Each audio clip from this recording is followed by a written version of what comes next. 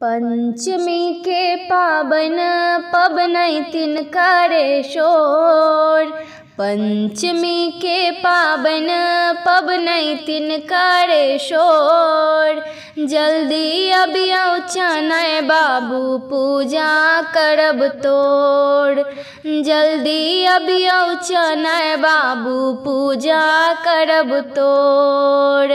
श्रीखंड चंदन घस के राखल, फूल बेल पत्र अक्षत ओरियायल।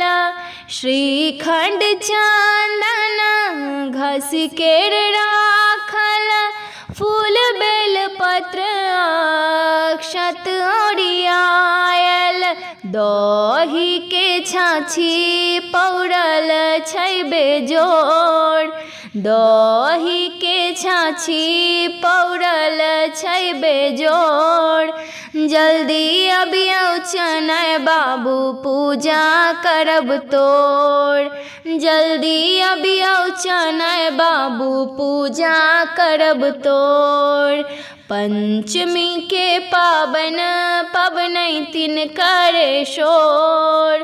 पंचमी के पावन पबनैतिन करे शोर। जल्दी अबियौ चनय बाबू पूजा करब तोर।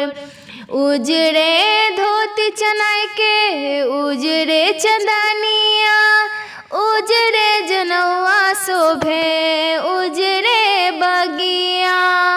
उजरे धोती चनय के उजरे चंदनिया, उजरे जनौआ शोभे उजरे बगिया।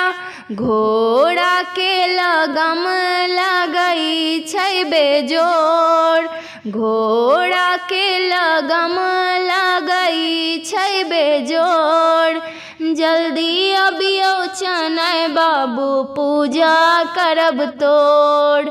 जल्दी अबियौ चनय बाबू पूजा करब तोर। पंचमी के पावन पबनैतिन करे शोर। जल्दी अबियौ चनय बाबू पूजा करब तोर। जल्दी अबियौ चनय बाबू पूजा करब तोर।